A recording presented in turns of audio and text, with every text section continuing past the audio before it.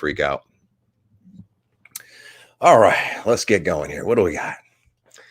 So, what is your biggest struggle? Feeling insane with this whole awakening thing and not sure if I'm healed enough to help others. Oh, very good. Very good question. Michaela Ibarra.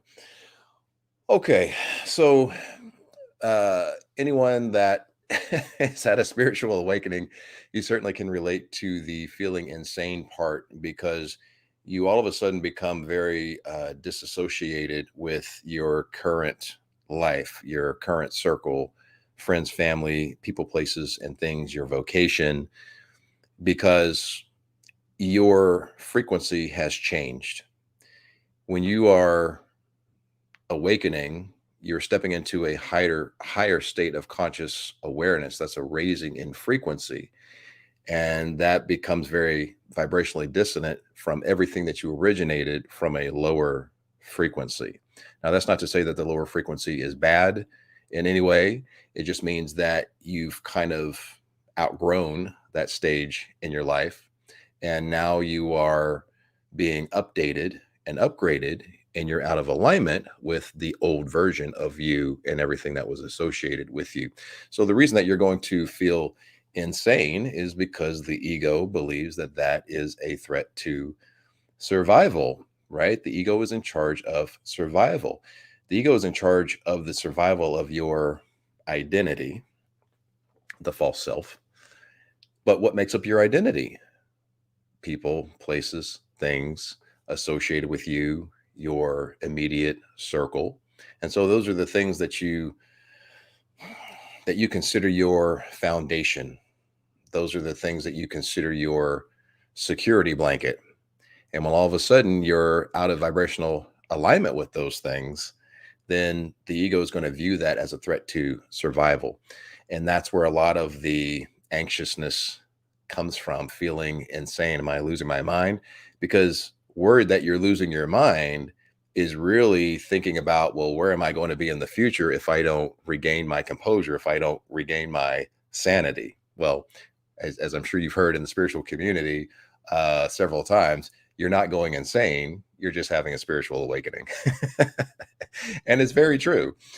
So this is a great opportunity to, whenever the ego is off into the future, fear mongering and creating a bunch of anxiety, it's not in the present moment. So you want to sink into the present moment. The ego is not that great at interpreting the esoteric.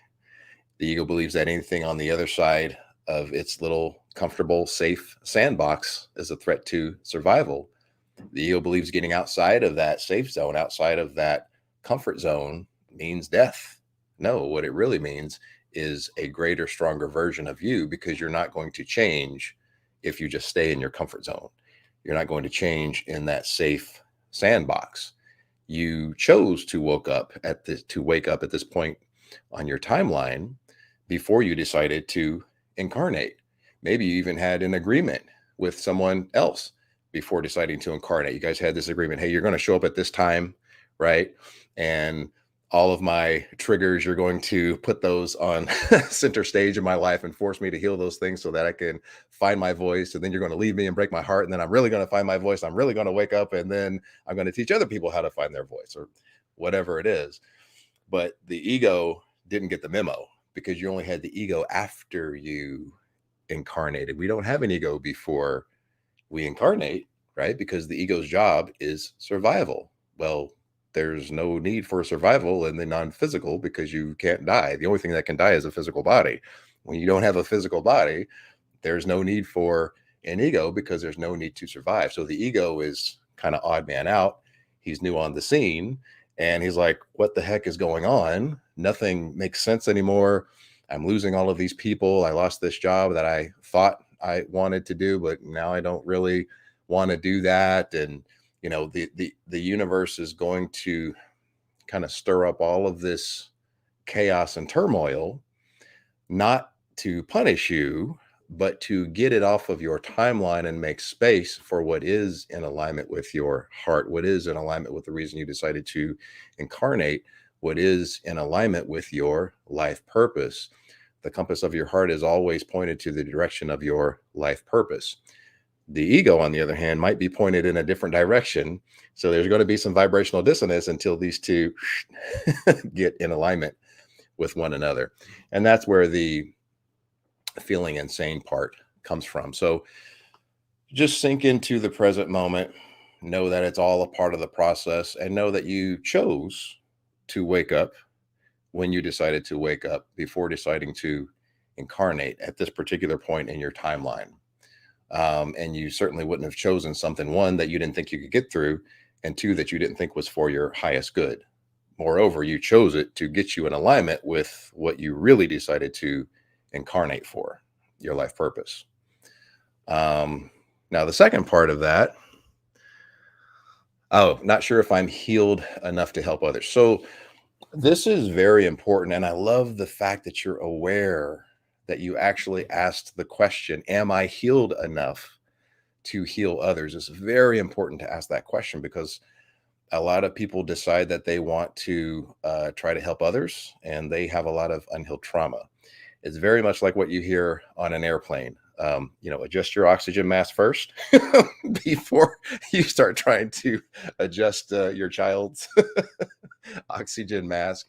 Yeah, heal your trauma first before you try to help others, because even though it may be unintentional, that frequency of unhealed trauma is going to be in your frequency that you give to others. So knowing whether or not you are healed enough to help others really comes from getting centered and sitting with your emotions. Again, another reason why meditation is worth its weight in gold. Being able to get centered in the present moment, go within, do some introspection, and really dive deep into your frequency. What does dive deep into your frequency? Well, figure out that alchemical mixture between love and fear. Do you have too much fear? Not enough love? Let's figure out how to do some alchemy and transmute some of that fear up into the love frequency, up into the gratitude frequency, up into the wholeness and completeness frequency, which is probably keeping you out of alignment with healing others or doing your life purpose. So if you're able to sit with yourself and say, do I feel whole and complete? Am I fearing anything? Am I chasing validation? Am I chasing approval? Am I worried about survival? Am I passionate about really helping people? Or do I just want to try something different because I don't like this job and I need to make some money somehow? So I think, or I'll help people. No, are you passionate about helping people? Have you said, hey, I've made it through these challenges and obstacles and catastrophes in my life by using these specific spiritual practices or whatever your modality is, and it's changed my life, it's transformed me. I want to show other people how to do that. I'm passionate about it. Okay, boom, that you're healed enough to teach other people. So you just kind of have to sit with yourself and ask yourself, do you feel whole? Do you feel complete? Are you passionate about it? Do you just have a burning desire to get out into the world and be of service? And that's how you'll know whether or not you're healed enough to help others. And I don't want to give the perception that healing is a one and done type of thing, but healing comes, so there's certain types of trauma. I hear a lot of people that say, well, I've been healing for 4 years. I dug deep, and then I discovered this other trauma, and then I tried to heal that, and then I discovered this trauma over here. And then so you want to focus on one specific type of trauma at once. So at a time. So let's say that it's an abandonment trauma. Let's say that you knock out 85% of that. You're functional. You're not bleeding on people that never cut you in the first place. This is where we get hurt people.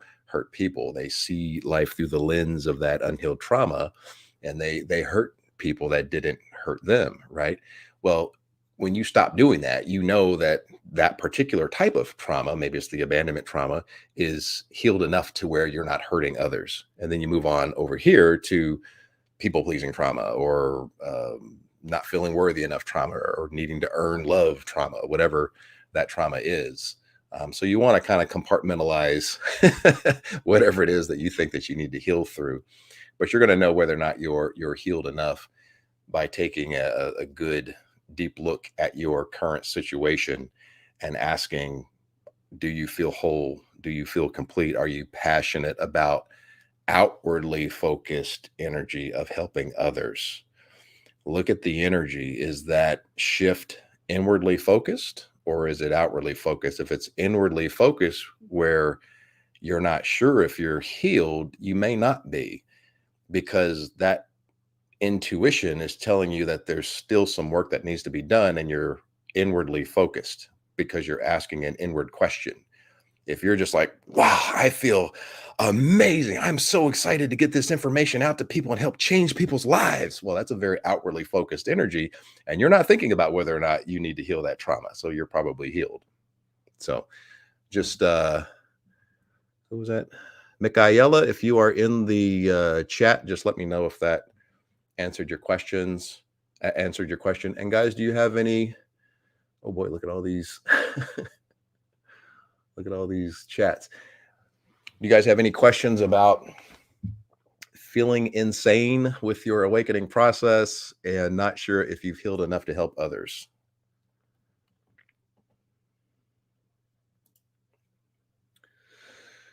Let's see here. Oh, I got stuff popping up on my screen.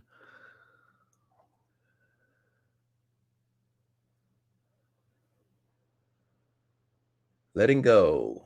So Susan says, letting go and not trying to figure everything out has been difficult for me. I think that's actually one of the comments. Yeah. And that's ego needing to be in control, so that if the ego is in control, it's not a threat to survival, right? Susan says, my husband doesn't like any of this. He's been difficult to deal with also. Oh, Donna Ali. Hi, Donna. How are you, my friend? Angelina says, I feel like I've been trying to wake up since I was 8 years old. Always been receiving signs like the number 222. Oh, 222. Trust the process. You are safe. That's what 222. No, 333 is you are safe. 222 is trust the process. Questioning reality. Reality is subjective to what you believe reality to be. Now it all makes sense. Good. Let's see. Brooke says, oh, Brooke is integrative feminine, by the way, guys. She says, if you're still getting triggered by people or things, then yes, you have you have more healing to do. That's true. And so dive deep into why they are triggering you. What are you scared of? There's a fear component to that trigger. What is the fear? What they're going to think of you, what they may take from you before you get it. What is the fear? And then try to ask if that fear is valid or not. And then when was the first time that you felt that fear? Try to trace it back to childhood. Very good point, Brooke. Angelina says, it feels like I keep popping in and out of the awakened state. Definitely makes it difficult to have faith sometimes. Both states are part of the spiritual journey, because when you're in what you're considering to be unawakened, that's giving you a perspective of what your perception of awakened is. Source is also unawakened. So it's all part of the spiritual journey. So don't judge unawakened, but then put awakened up on a pedestal. It's all a learning. It's all a feedback mechanism for where you're in alignment with fear and out of alignment with love. So don't judge unawakened. Donna, hello. Hello, Donna. Noah Mora, welcome, Noah Mora, how are you, my friend? She says, my question is, how do you heal scars, heal wounds that can haunt us? Yes. So the people that responded to the emails, I'm going to get their questions knocked out first here. All right. So let me I see no one has questions about feeling insane or feeling like you're healed deaf. So let me get back to these comments here. What is the next one? My biggest struggle is mastering my mind and keeping my mastering my mind and keeping my mind and keeping myself from having mental breakdowns. Oh boy. Yeah, that's all ego. All right. So Keisha, I don't know if you're in the comments or if you're watching remotely. So my biggest struggle is mastering my mind. So this word mastering means control. And what's a three-letter word for control? Lightways. Tell me that three-letter word for control in the chat. If you guys guessed ego, then you are right. So mastering the mind is the ego's way of saying, "Hey, I don't feel in control." It's mastering the mind and not having a mental breakdown basically means that you've allowed the ego to run amok. You've allowed the ego to get off into some future scenario where it is fear mongering, and you haven't reeled it back in and gotten control of it.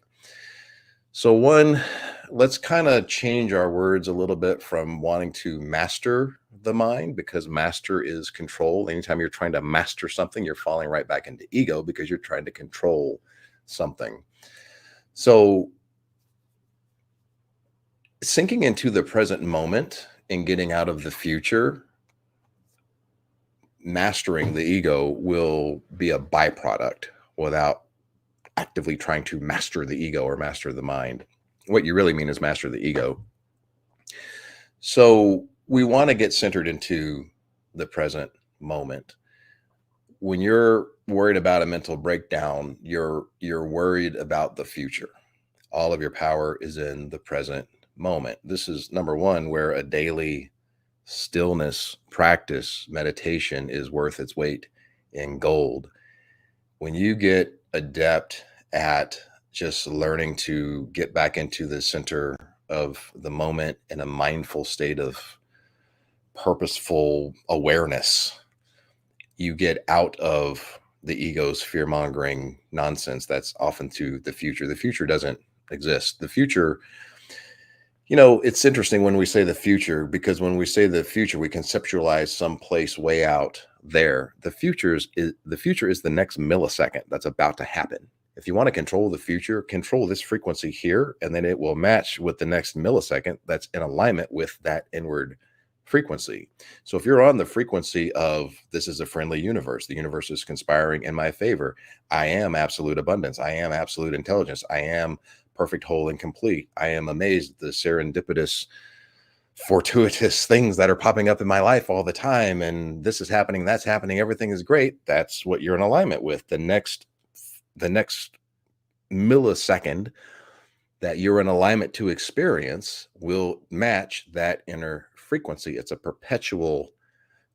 That's what the future really is. It's not somewhere way out there, or it's not someday on the calendar. It's that next millisecond that you're in vibrational alignment to experience. So if you want to control the future, change your present frequency to match with that next millisecond, and then that'll match with that millisecond, and then it'll match with that one and that one and that one.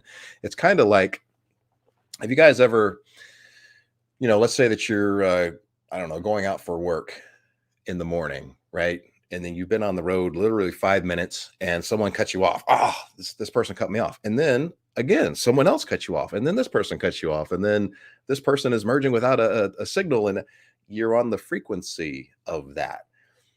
You just aligned to experience that because of that first situation that happened. So this is just a real world example that I'm sure all of you guys have experienced. You're matching up to that, and then you start to get this thing. Am I invisible on the road? How come no one can see me? And then you're a match to people not seeing you and just, cutting into your lane.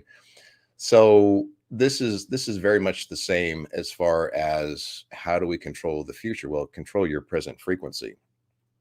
But you want to be able to get centered into the present moment by taking a deep breath. And if you guys have ever seen my lives, you guys have seen me do this before. You just close your eyes, take some deep breaths, right? And then put your conscious awareness in your heart space. Perceive through the heart. When you're in your heart, where are you not? You're not in the ego, right? You're not in fight or flight. You're not in survival mode. You're not in this future scenario that the ego is barking at you about. You're here in the heart. And I even like to take my hand and kind of go in a circle here. That tactile feeling right there keeps my conscious awareness right there.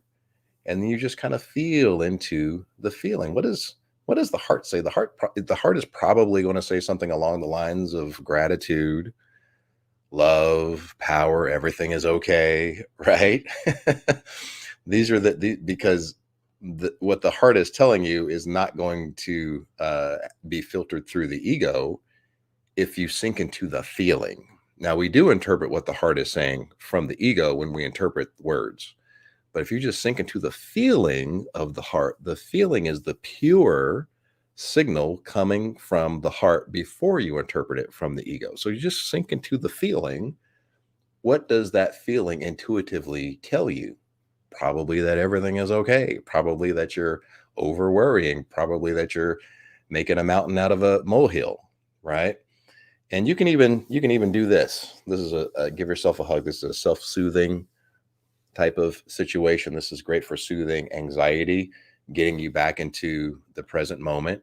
And when you're in that present moment, you want to ask, is that fear that the ego is going crazy about, is it even real? Maybe list 5 reasons why it may not be true. And then again, we want to trace that back.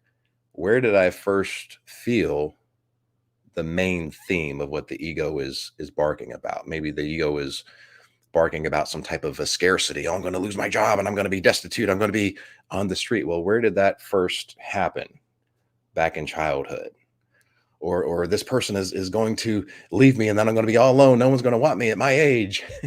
When did you first feel abandoned or not validated as a child?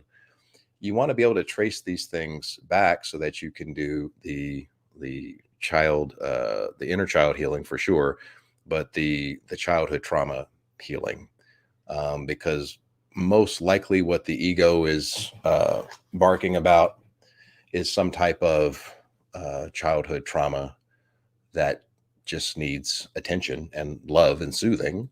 And again, we don't make an enemy of that unhealed trauma. It's not something that's wrong with us. It's not something that we're pushing away and saying, hey, this is not me.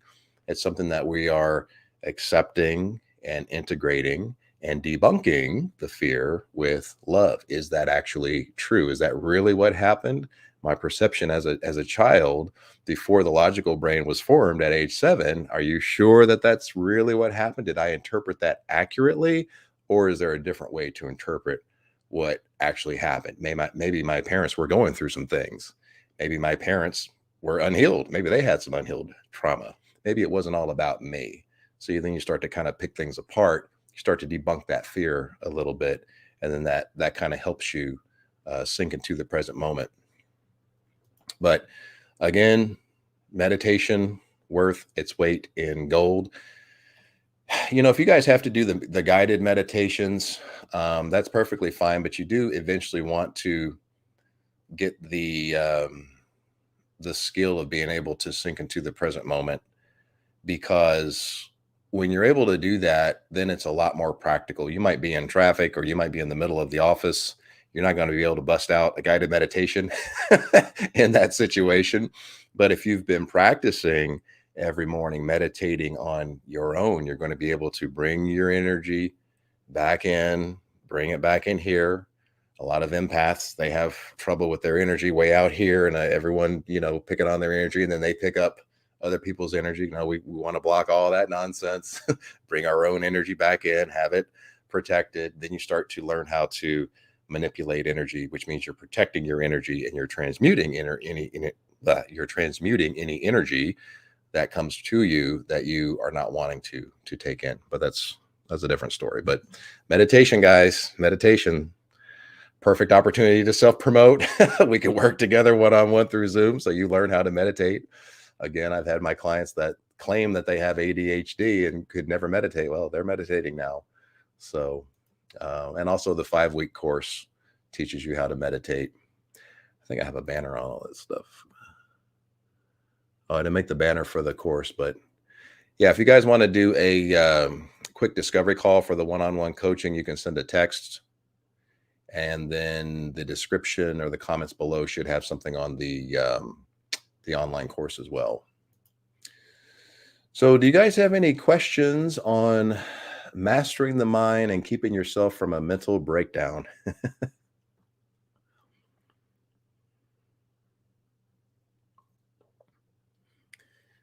And who was that? Was that Keisha? Yeah, Keisha, if you're in the comments, let me know if that answered your question.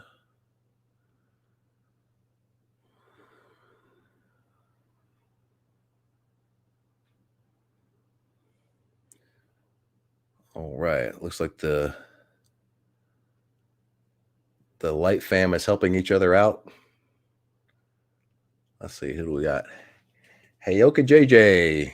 She must be a super empath. Welcome, my friend. Haven't seen you before.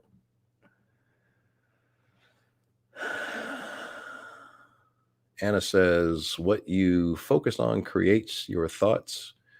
Where is your focus? Right. Tis impacts your energy field. I'm not sure I get all that, but yeah, thoughts create things for sure. And the real powerhouse are beliefs, because beliefs typically carry emotions behind them. Those are the real powerhouses for creation.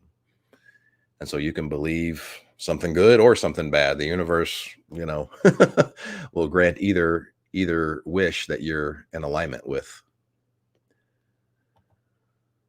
All right. Did that answer everyone's question on biggest struggle, mastering the mind and mental breakdowns?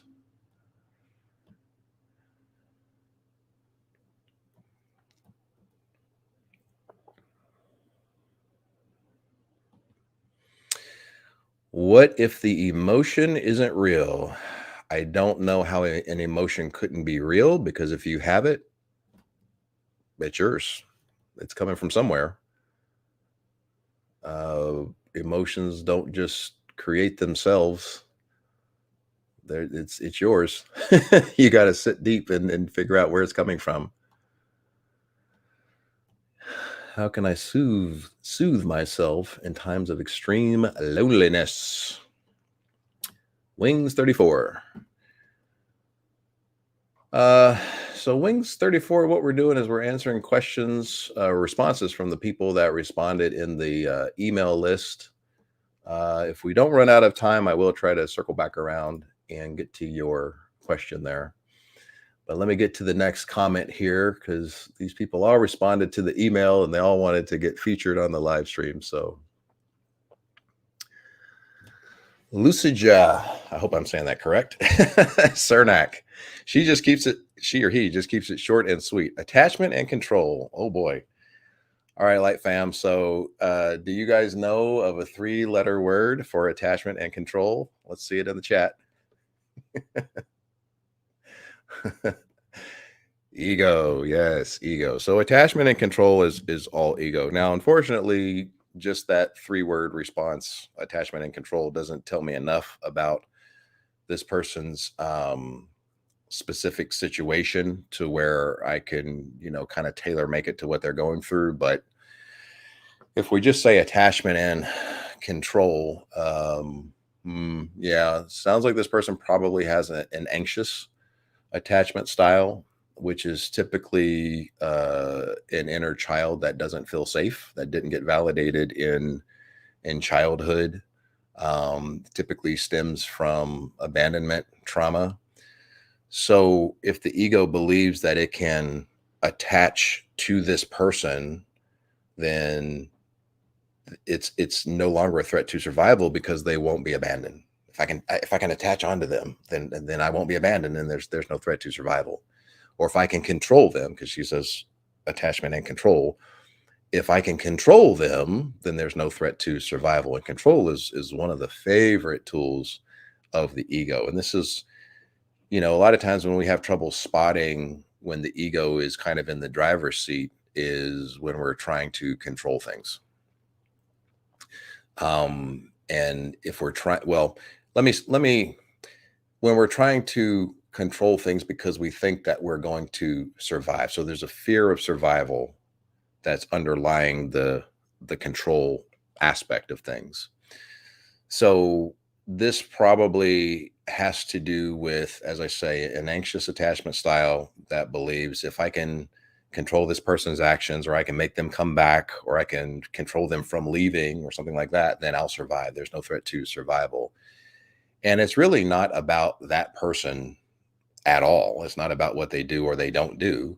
It's about your anxious attachment style. It's about your fear of abandonment or fear of unbeing safe, which is inner child. There's some need of safety that's not being met. And if you take a look at your past relationships, you will probably notice that this type of person is an archetype. You've probably been with that same type of archetype in the past. And then you want to trace it back and say, well, does their archetype match the archetype of one of my parents? And that's where we can start kind of peeling back the layers, because if that inner child felt abandoned in childhood or didn't feel worthy or validated in childhood, that inner child is going to try to seek that same validation through your romantic partners as an adult. And this is where the trauma bonding and the anxious attachment style, and if I latch on and attach this person, then I won't feel abandoned. You're starting a relationship from a disempowered state because you're starting a relationship with survival as your main motive. Survival is in alignment with fear, lack, scarcity, unhealed trauma. And anytime you start a relationship from a disempowered state, that relationship is meant to be a short-term lesson instead of a long-term symbiotic relationship. It's meant to be a short-term lesson to show you where you're in alignment with fear and where you need to heal. So if we just do the introspection, go back in childhood. When did you first feel abandoned? When did you first not feel validated? When did you not feel worthy? Which parent was that? What is that parent's archetype? And does that parent's archetype match the archetype of this person that you're wanting to control and attach to? And that's where you can start doing the healing. Again, start debunking that fear. If this person leaves, are you going to die? It's that's looking at the current situation. What you really want to do is go back in childhood and relive those events and heal that trauma and debunk the fear of being abandoned, debunk the fear of not being worthy. And that should help the ego get out of the driver's seat of attachment and control.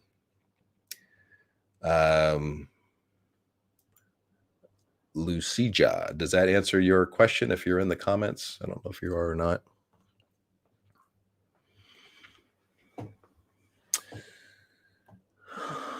Oh, we got all kinds of stuff going on here. Anna, yes, that's pretty much what I meant. Oh, did I answer one of your questions? Or were you talking to someone else in chat?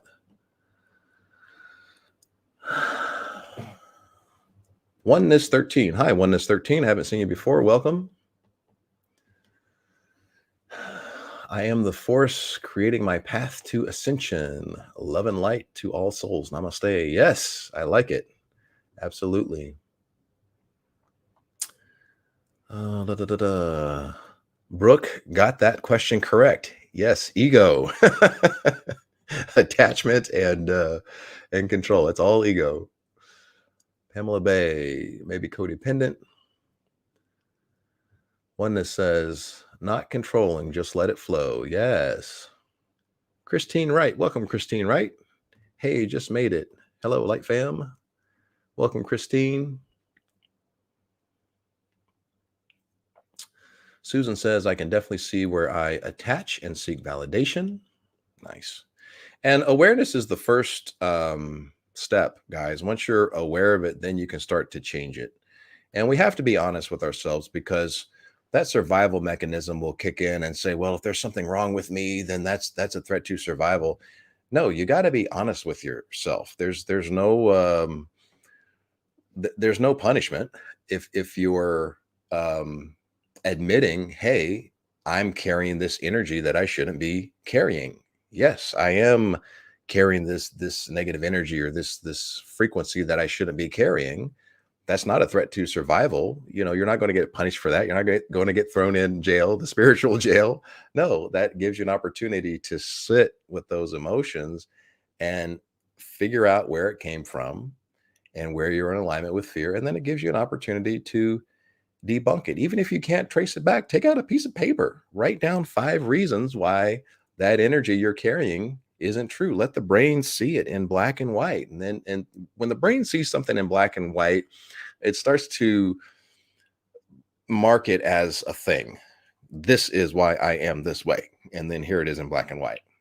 And this is why it's not true. And then here it is in black and white. And then the logical mind can start making sense of why it's not true. So when that, ego gets a little reactionary, at least the logical hemisphere of the brain, the left side, is armed with enough knowledge to come in and say, yeah, that may not be true.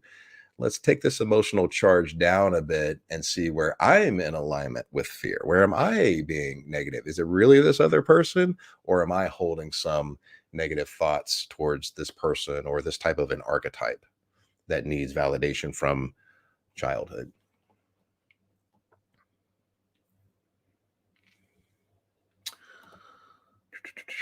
Oh, Brooke says, they didn't break your heart, they broke your expectations. Wow, I really like that. That's really good. Now, see, that aligns with, let me put that on the screen here.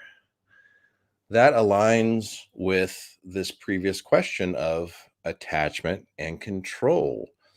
Attachment and control is expectations. And if those expectations are met and they're in alignment with what you're expecting, then it's not a threat to survival. The problem is if they don't, then your ego takes it as a threat to survival. That's the problem. So when you're putting your worth and your sanity and your happiness on the expectations of others, that's not their responsibility. It's not their responsibility. And a lot of times, because you can't control them, they're going to let you down because you're expecting something that you shouldn't be expecting. When your frequency is inward and your frequency is on you, then whatever is in alignment, what is for you can't miss you, right? So that's how we let go and flow. We don't put expectations on others.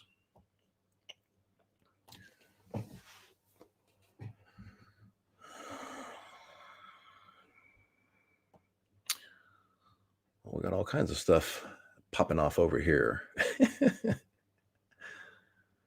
Donna Ali, Angelina, avoid eye contact. Oh, why would you do that?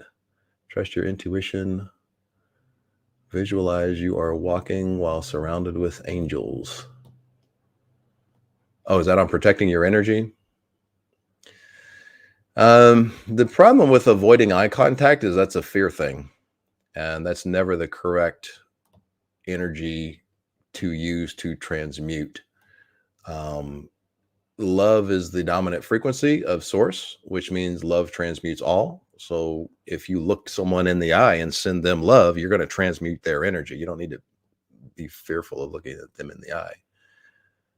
That's what a spiritual alchemist does. Spiritual alchemist is all powerful. We don't fear or avoid anything. We transmute everything.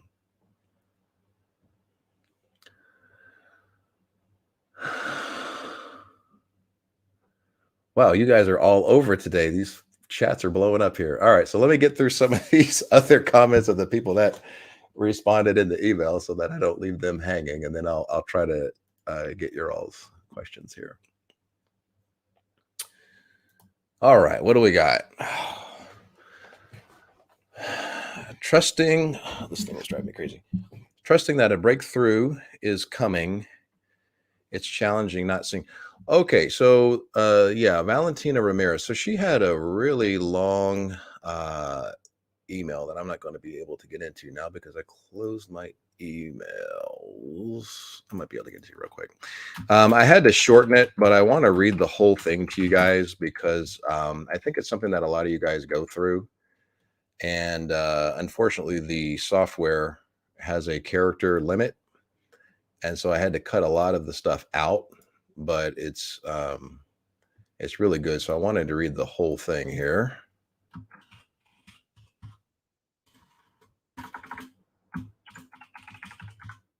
Sorry, guys, I'm typing in your ears.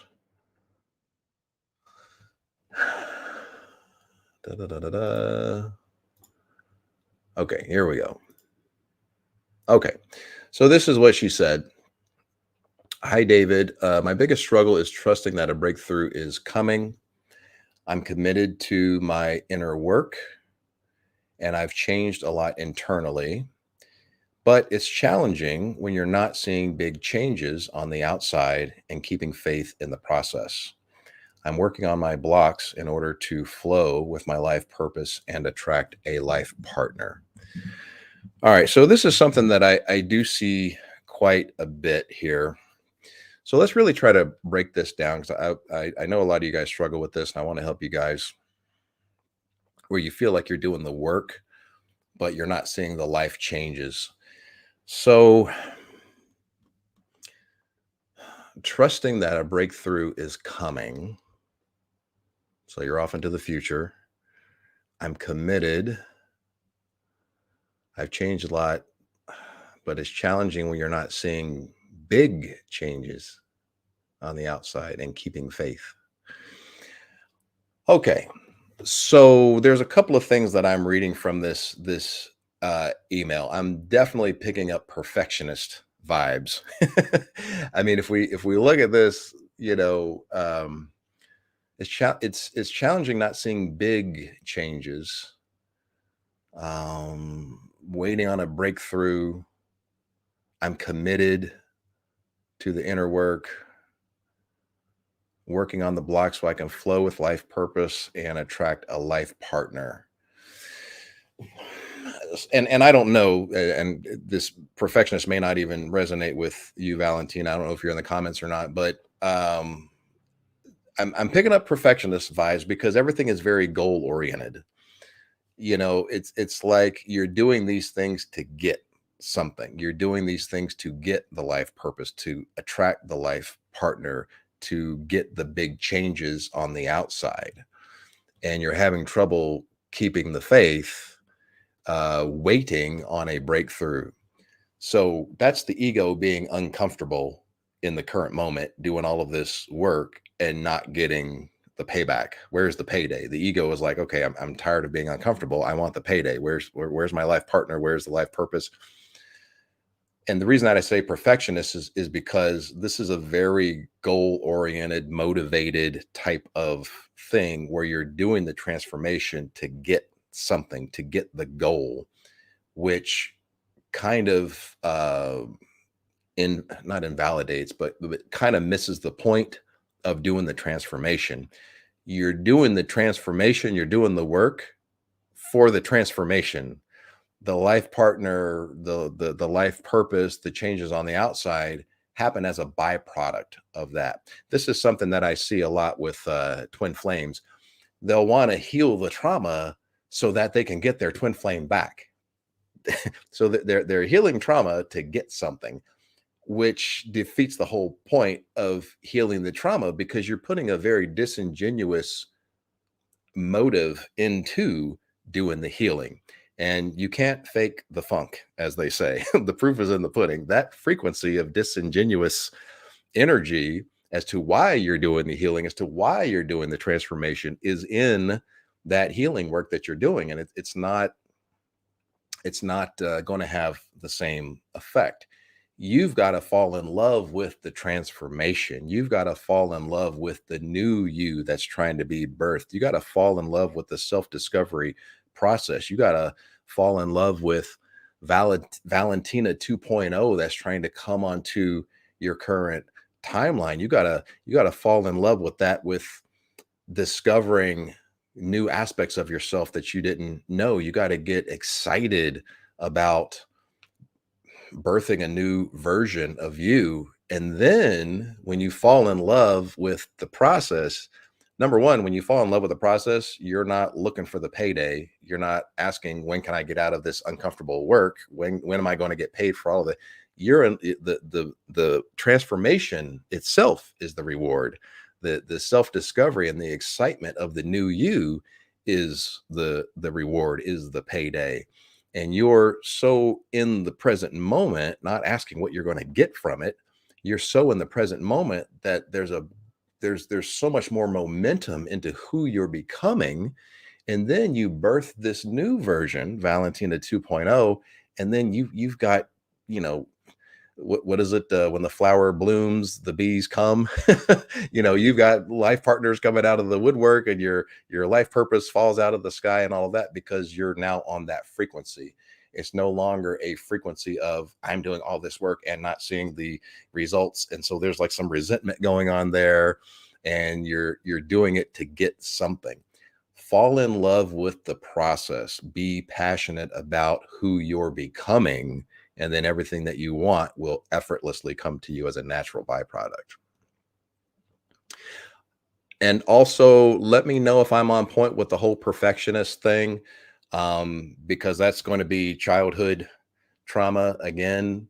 Perfectionism can come from growing up in a highly demanding and critical household, or maybe you come from a culture or society that expects you to do certain things in life, and to go so far in life.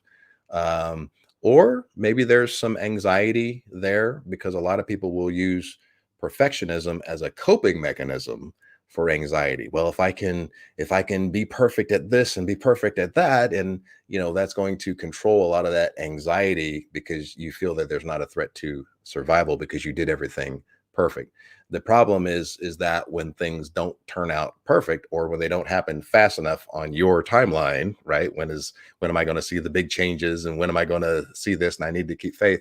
That all comes from having these perfectionist high goals, and then when they don't happen on your timeline, then you get burned out, you get discouraged. How am I going to keep my faith? When am I going to see this breakthrough? And it throws you into a completely different energy. So again, sink back into falling in love with the transformation itself, and then everything else will happen on its timeline. But look into the perfectionist trauma. I don't know if I'm right or wrong on that. I don't know you, obviously, but look into that. And if so, try to go back in childhood to heal that perfectionist trauma, if it exists. And if you're in the comments, Valentina, let me know if that answered your question. Does anyone else have any questions about always working so hard and not seeing the results on your timeline?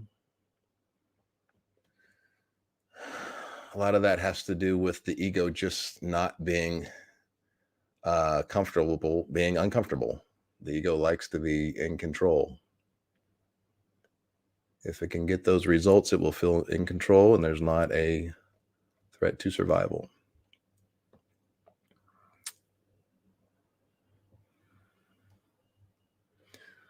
All right. Well, I like the fact that the Light Fam is helping each other out. You guys are you guys are answering each other's questions, so that's cool. All right. So let me let's see what else we got here.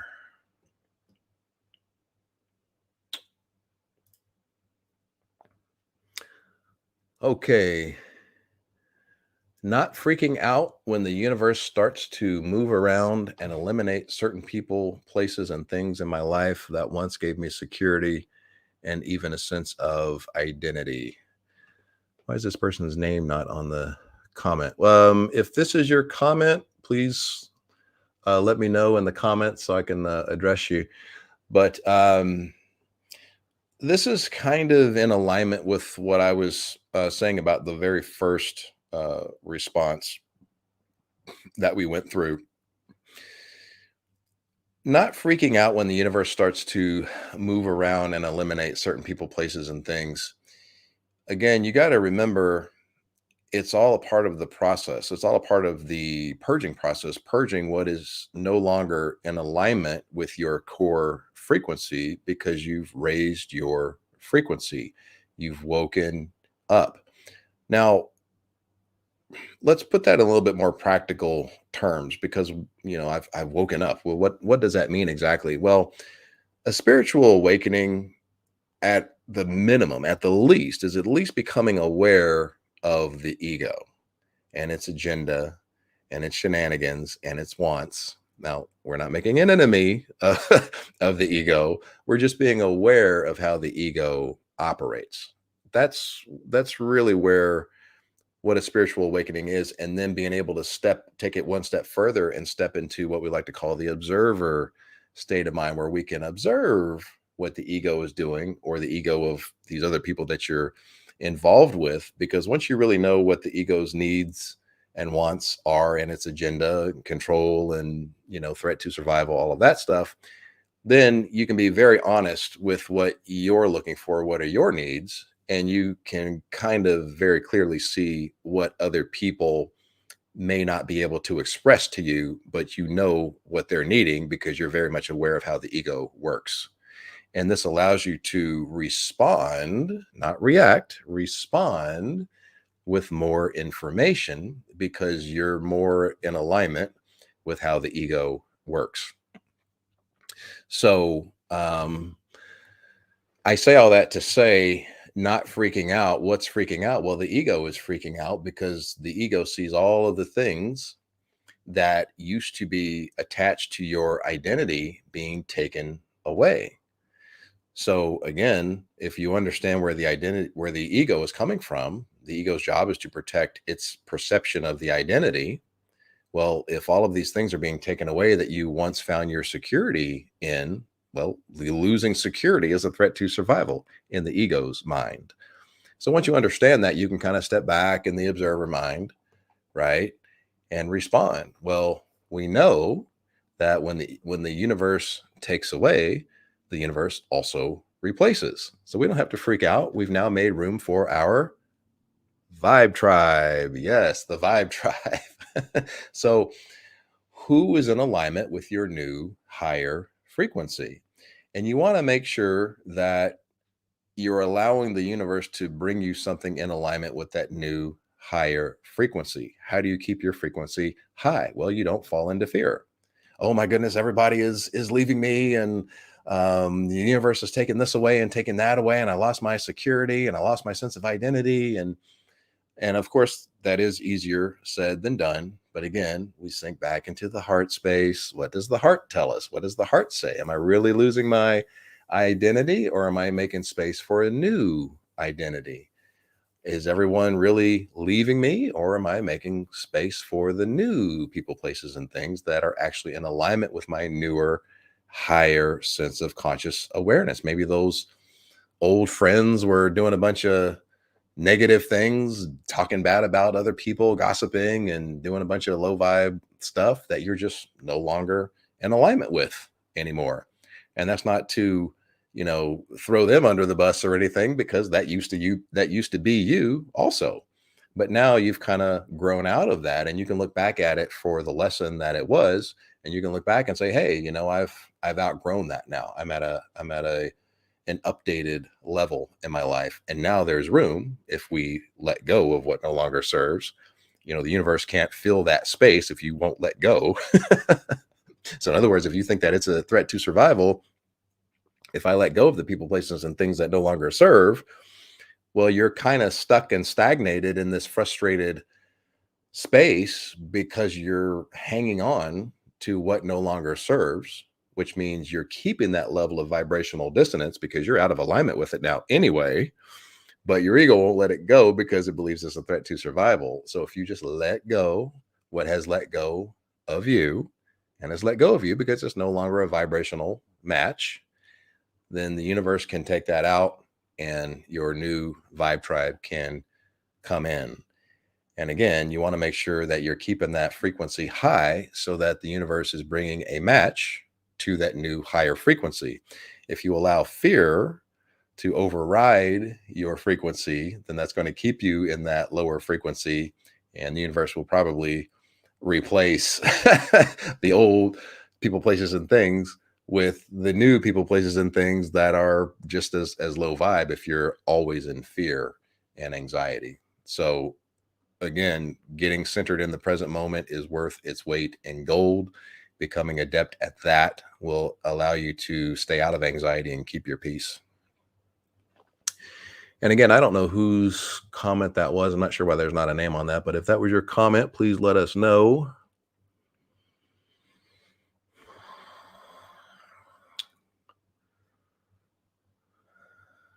Oh, we got some new.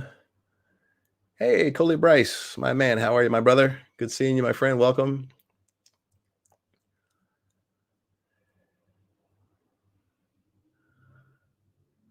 Let's see. The Light Fam is talking amongst themselves. I love all the support that you guys show each other. Oneness. Thank you so much, David, for doing what you were doing. Light and love to the Soul Fam. Namaste. You're very welcome, my friend. Thank you for stopping by. Teresa Ross, welcome. Good seeing you. Reina. Reina means queen in Espanolophagus. Welcome, Reina. How are you? Christine Wright has got to get back to work. Everyone have a great day. Love and light. Love and light to you as well. Christine, thank you for stopping by. Let's see. Angelina, what role should money play in you letting go? From what I understand, that is ego. Money is how we show is money is how the physical shows abundance. So in other words, money is your actual identity because you're a fractal of source. Source is absolute abundance. And because you're a fractal of source, your spiritual DNA is absolute abundance. And here in the physical, money is just one aspect of abundance. I mean, there could be an abundance of love, abundance of joy, abundance of nature, abundance of anything, but money, monetary abundance, is one way that abundance actualizes itself in the physical. And it's just another aspect of you because you are absolute abundance. It's not ego at all. You can use that money to bless everybody around you. You can use that money to be of service to others. So it's a tool that you can use to bless your fellow human. Let me know if that helped, Angelina. Coley speaking Spanish in the chats. I see you, brother. Let's see. Reina, yes. Reina is a nice name. It is actually. Christine. Hey everyone, please hit the like. Oh, hit the like button for Dave. I'm going to put that on the screen actually. Hit the like button, like fam. He works very hard for us and it helps him a lot. Sending much love to you, Christine. Much love to Christine. Much love to Christine. Let's do an oracle pull for Christine Wright. What do you say? Woo! Oh, she's got to get back to work. You'll have to watch this on the replay if you're late to work. All right, let's see. What do we got? What came up? Clean it up. Okay. So clean it up. We've got the number 2, trust the process, and number 1, it's divinely initiated.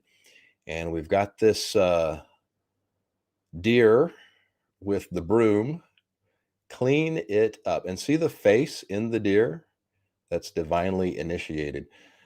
So clean it up carries the frequency of what are you carrying that you finally so let me say it differently. What are you carrying that is cluttering up your energy? What are you carrying that is cluttering up the flow in your life, a flow with any relationships in your life, a flow with your work life, your love life, your health life? There's some type of clutter you need to declutter energetically. There's some energy that is cluttering up your flow. And as soon as you let that clutter go, things will flow. And it's divinely initiated, and just trust the process. Don't allow the ego to jump in and say, well, this and that, and well, what does that mean? And no, just trust the process, which is number two, right? Trust the process, let that energetic clutter go, and things will flow and everything will be beautiful. Let me know if that resonates, Christine, right? Let's see. We got some people. Oh, Coley switched it up to French. Coley's multilingual, y'all. I love it. Looks like people are helping out Donna there. Okay, that's good. Real Deal Prime. Welcome, Real Deal Prime. I haven't seen you before. Welcome. Up for Greatness with Joy Love. I love that username, Up for Greatness. Up for Greatness. I got time for one more. Well, I'm 5 minutes over, but whatever. We're here for the light fan. Let's answer another one here. Let me put you on the screen there. Up for Greatness. Howdy, David. Like I mentioned in my email, I do recognize my genius. However, I seem to run from it. That's not feeling worthy of it. That's a self-love issue. That's a self-worth issue. So your genius is not something separate from you that you're not worthy of, that you have up on a pedestal. It is you. It's your greatest version. It's the reason that you decided to incarnate. And as soon as you let go of whatever makes you believe that you're not worthy of that success, you're not worthy of that genius, as soon as you heal that, your genius will be one with you, meaning you'll be actualizing it because you'll be taking those action steps in the physical to make it happen for you. So that's unhealed trauma. That has something to do with self-worth somewhere. You don't believe you're worthy of that genius somewhere. You know what it is, but you're scared of success for some reason. That's self-worth. So that's going back in childhood and healing any self-worth issues. When did you first feel unworthy or unvalidated in childhood? And try to just trace that back. Oh, comment section is moving, guys. It's moving. Clean it up as I'm vacuuming. Oh, that might be a confirmation from the universe, Susan, that you need to clean something up as well, huh? Noah Mora, is your inner voice your heart talking or your ego? So this is how you tell the difference. The language of the heart is feeling. It's not words. The ego is words. Now, you may have to, sometimes we'll interpret what the heart is saying through the words of our mind, but you want to use your intuition in the feeling. So what I was talking about earlier, closing your eyes, taking some deep breaths, getting centered into the present moment, putting your conscious awareness in your heart space. You can even rub your hand in a circular motion to keep that conscious awareness here and intuitively feel, what is my heart feeling? What is my heart feeling? And that's going to be a little bit different than the ego speaking things. The ego will tend to, of course, in alignment with fear, but in alignment with survival. Well, if you do this, you'll survive. Well, if you can go this way, then you'll make more money. Or if you go that way, then this person will love you back.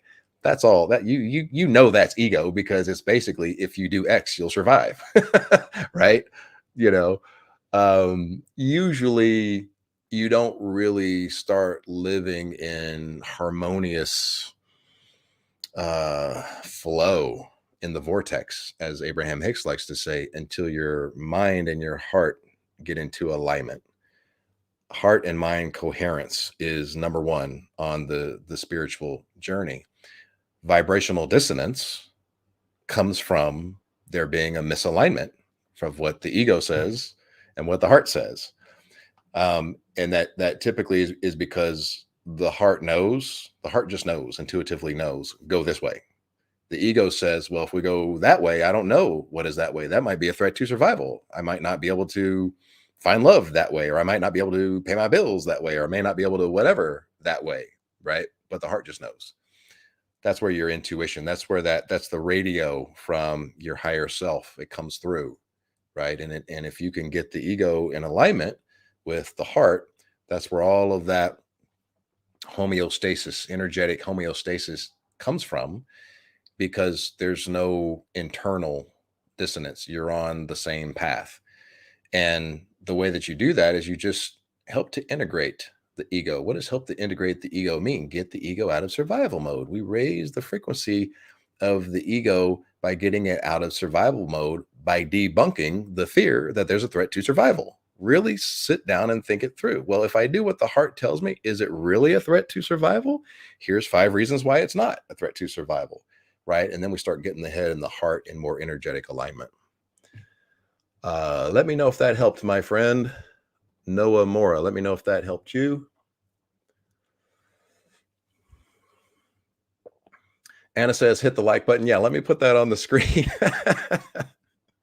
Thank you, guys. Let's see. Heyoka, I've learned more from you, David. Oh, thank you so much. Watching your past few streams than I've done in years of therapy. Much appreciated. You're very welcome. And this is actually I'm not tooting my own horn, but one of the things a lot of my clients say is, I've been in therapy for years. I don't know how you fixed me in 3-4 weeks. And that's because therapy only works on one part of the 3-part triune. Therapy works on the mind, which is huge, right? That's the ego. But there's also, there's mind, body, and soul, spirit. Spiritual awakening coaching fixes the energy as well as the mind, right? So once you fix the energy, that's the missing link. This is why therapy goes on for years, because they don't fix the energy. You start fixing the energy, that's when you make those big strides. And thank you for that, Hayoka. Super empath, you.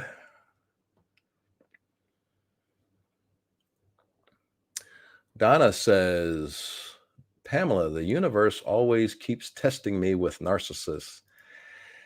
So let's talk about that. You know why? Because it's a vibrational match. You have a codependency energetic frequency. There's a vibrational match there. It's not testing you to punish you. It's testing you to see if there is congruence with you attracting emotional abusers.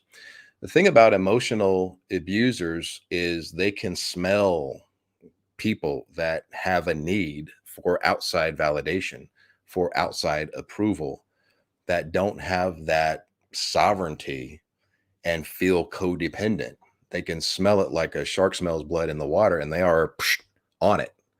So it's not that the universe is so much testing you with narcs 24/7. It's that you need to heal what's in you that seeks outside validation, outside approval, and codependency.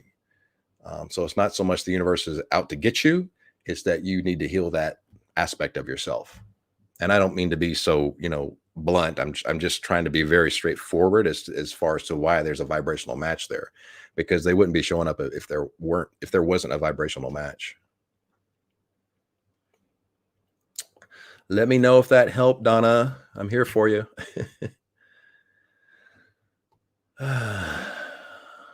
Grace Santos, 1212. It's 1212 where I am right now. I'm gonna have to wrap this up very soon here. But Grace Santos says, how do you embrace spirituality and really apply it in the 3D world with friends, things, places, objects? You stop separating spirituality from the 3D. The 3D is also spiritual. So you got to understand, when you are in the non-physical, when you are spirit, you incarnate into the physical to get a better understanding of what you are as spirit. So in other words, you're incarnating into the physical to spiritually evolve. That makes the 3D a spiritual experience. So you have to look at everything on your path as a spiritual path. When you're looking at friends, things, and places, where are they out of alignment with your core frequency? So if you've just If you've just woken up and your consciousness is on a higher level now and they're out of vibrational alignment with what you used to do, like let's say that those people are doing some things that you just don't resonate with anymore, and they're going places you just don't resonate anymore, or maybe the job doesn't resonate anymore, or whatever, that's an indication that you've outgrown those things. Your frequency is higher now. And, if there's space, in other words, if you're willing to let the things go that no longer serve you, then the universe will bring in the people, places, and things that do resonate with your more higher frequency. So it basically just means that you are being updated and upgraded. And if you are able to let go of what no longer serves, then your people, places, and things will match your new higher frequency. Let's see. Look at all of this stuff here. Oh my goodness. All right, I'm going to do one more, guys. We're 14 minutes past.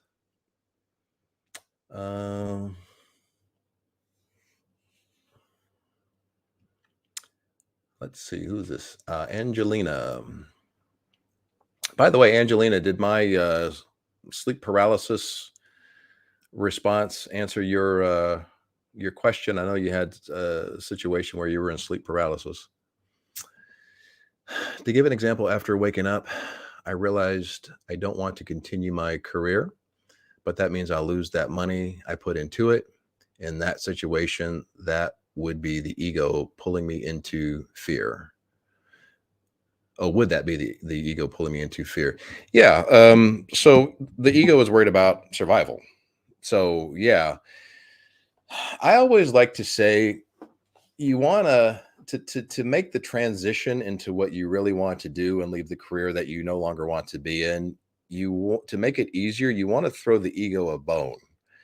Meaning, if you're able to kind of take the action steps towards the new vocation that you want to do and just get that kind of rolling while you're at the old job, whatever it is, maybe you need to build a platform on social media somewhere and start posting videos, or maybe you need to get your Reiki license, or whatever that new thing is that you want to do.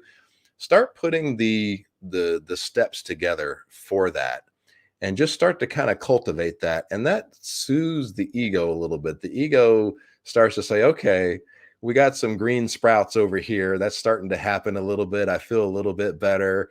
And then you can kind of, gracefully let the other place go when the new thing starts to kind of take off. So you don't have to necessarily just, walk in and give your resignation and quit cold turkey and say, hey, I'm going to follow my heart. Still got to pay this mortgage payment, but I'm going to follow my heart. I understand that we have to be very practical about things. So throw the ego a bone, take the action steps, and see yourself. Combine the emotion of what it would feel like to be that greatest version doing that vocation. See yourself being very successful and fulfilled and happy doing that, and let those emotions of that finished product of yourself be the image that you're keeping in your mind. And that connects your timeline to that reality. And it also gets your mind out of fear mongering that reality and leaving the old reality. And you start to create and manifest it through the emotions that you're feeling for that new version of you that's doing that higher vocation. And then that's really where that new vocation starts to get the momentum that you need to leave it. So let me know if that helped, Angelina. Uh-oh. Hey, Yoka JJ. Thank you, my friend. 999. 999 means the end of a cycle. Let's give her an oracle pull. Let's see here. I appreciate you, my friend. Shuffle, shuffle, shuffle. Let's put you on the screen here. We got the laughing person with the funny boxers and the green skin as the sticker there. All right, let's see. What do we got? Oh my goodness, the same card? What the heck? Did you guys just see me shuffle this thing? I literally just shuffled this thing. Well, Well, hey, Oka, let me know if you need to declutter something energetically to let things flow. If that doesn't resonate, I'll pull another card for you. I can't believe I got the same card after just doing all that shuffling. But clean it up means that there's something you need to clean up that's a little bit of a mess energetically, or maybe in your mind, something is clouding you that's stopping you from flowing. You're trying to swim upstream, as they say. Let me know if that resonates. If it doesn't, I'll pull another one for you. I appreciate the super sticker, my friend.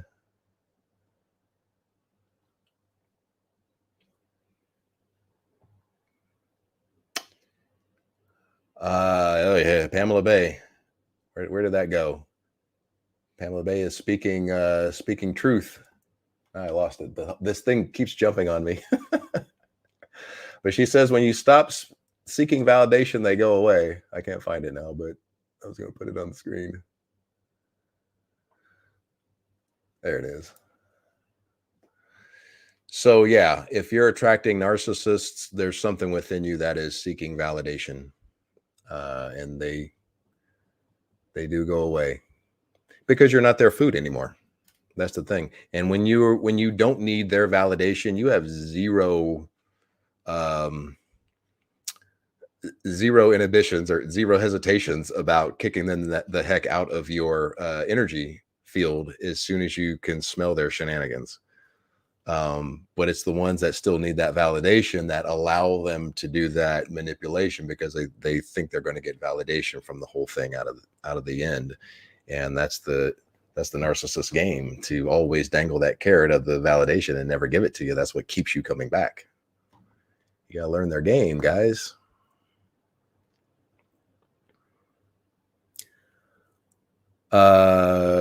It does. Thanks for the clarity. Okay, cool. All right, good. That was so weird that the same card came up after all that shuffling. Okay. Angelina, okay. Wow, really helps. That's what I have been doing. Thank you for the affirmation, David. Namaste. Coley says, Spirit is my special characters there. Spirit is Coley's special characters. What is my guy Tyler saying here? Oh, Skylar. Welcome, Skylar. Haven't seen you before, my friend. Welcome to the stream. Use natural bodies of water. Let me put this over here. Use natural bodies of water every day. This could be river, lake, ocean. Baptize yourself every day. You can, to cleanse all the energy. Walk barefoot as much as possible. Also will ground you. 1,000%. Yes. So this is cleansing and cleaning. Walking barefoot is earthing and grounding. The earth is full of negative ions, and when we need to ground, we have an excess of positive ions. And when you're on your bare feet in the grass, the earth sucks out those excess positive ions, and then you soak in the negative ions to give you homeostasis. And water is very, very cleansing. Absolutely. Thank you for that post, Skylar. Well, I don't see any more questions. All right, guys. We always run over with these things, but I love being here for you guys and answering your questions. So I love all of you guys. I will see all of you in the next video. Thank you guys for all of your support. And if you can, try to share the stream with some people. It lets the algorithm know that we're trying to empower people and not put out fake, false light spirituality like a lot of channels that are blowing up that are doing, just preaching fear and nonsense. So if the algorithm can find out about good old Lightways here, we might be able to empower more people and keep more people out of fear, which is the opposite of spirituality. Anyway, I won't get off on a rant. I love you guys. See you guys in the next one. Namaste.